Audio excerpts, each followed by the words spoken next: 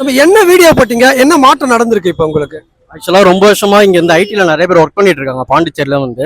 ரொம்ப வருஷமா எல்லாருமே இந்த இடத்துல வந்து தான் ஊருக்கு கிளம்புவாங்க. வெள்ளிக்கிழமை, வீக் டேஸ் எல்லாமே ரொம்ப கஷ்டமா இருந்துச்சு. வெயிலில் யாராலுமே நிற்கவே முடியல. ஸோ அண்ணன் கிட்ட வந்து ஒரு வீடியோவாக நான் ரெக்வஸ்ட்டாக பண்ணி கேட்டிருந்தேன்.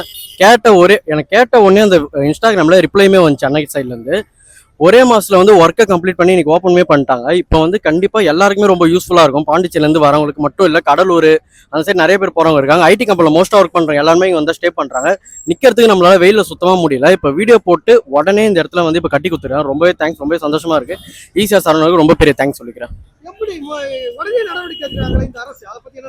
அதுதான் எனக்கு ரொம்ப ஆச்சரியமா இருக்கு. ஏன்னா கேட்ட உடனே இது வரைக்கும் என்ன பர்சனலா கேட்டு யாருமே இது பண்ணதில்லை. கேட்ட உடனே இவர் பண்ணது வந்து ரொம்பவே ஆச்சரியமா தான் இருக்கு. ஏன்னா வந்து சிம்பிளா கட்டாம இவ்வளவு பெரிய பஸ் ஸ்டாண்ட் கட்டி கொடுத்துருக்காங்க. கண்டிப்பா யூஸ்ஃபுல்லா இருக்கும். அதுக்குள்ள 10 பேர் இருக்கு நிக்கிறோம். அதுவும் சார்ஜிங் போட்டோட கட்டி கொடுத்துருக்காங்க. ரொம்பவே தேங்க்ஸ். நல்லா இருக்கு. ஆமா, அதுவுமே ரொம்ப சந்தோஷமான விஷயம் தான். ஏன்னா இவ்வளவு சின்ன பஸ் ஸ்டாண்டை இப்போ டெம்பரரியா கட்டி கொடுத்துருக்காங்க. பெர்மனண்டா ஒரு பெரிய பஸ் ஸ்டாண்ட் கட்டி கொடுக்கறது ரொம்ப பெரிய விஷயம் தான். அண்ணனுக்கு தேங்க்ஸ் சொல்லிக்கிறேன்.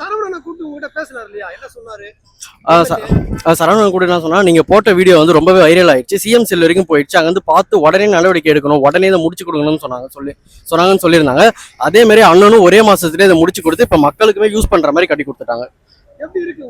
எனக்கு ரொம்பவே சந்தோஷமா இருக்கு. ஏன்னா எல்லாருமே ரொம்ப கஷ்டப்பட்டு வந்து இங்க வெயில நின்று தான் இருக்கணும். பஸ்ஸுமே ரொம்ப சீக்கிரமா கிடைக்காது, ரொம்ப நேரம் வெயிட் பண்ணுவோம். இப்போ எங்களுக்கு இது கட்டி கொடுத்தனால ரொம்ப யூஸ்ஃபுல்லா இருக்கும். வெயில் நேரத்தில் நாங்கள் போய் நிற்கிறது, மழை காலமே வந்துருச்சு. இப்போ மழையிலுமே நாங்கள் போய் நின்னா ரொம்ப யூஸ்ஃபுல்லா இருக்கு. சரவணன் இதை கட்டி கொடுத்துக்கு ரொம்பவே தேங்க்ஸ்னா, ரொம்ப யூஸ்ஃபுல்லா இருக்கும். நிறைய பணிகளை வந்து ரொம்பவே இறங்கி செஞ்சுட்டு இருக்காரு. இதை வந்து கண்டினியூ பண்ணணும்னு சொல்லிட்டு கேட்டுக்கிறாங்க. இது வரைக்கும் இந்த தொகுதியை பொறுத்த வரைக்கும் நான் சொல்லலாம், அண்ணன் வந்து எல்லா ஒர்க்குமே இறங்கி செஞ்சுட்டு இருக்காரு. நான் எனக்கு கண்ணால பாக்குறேன்.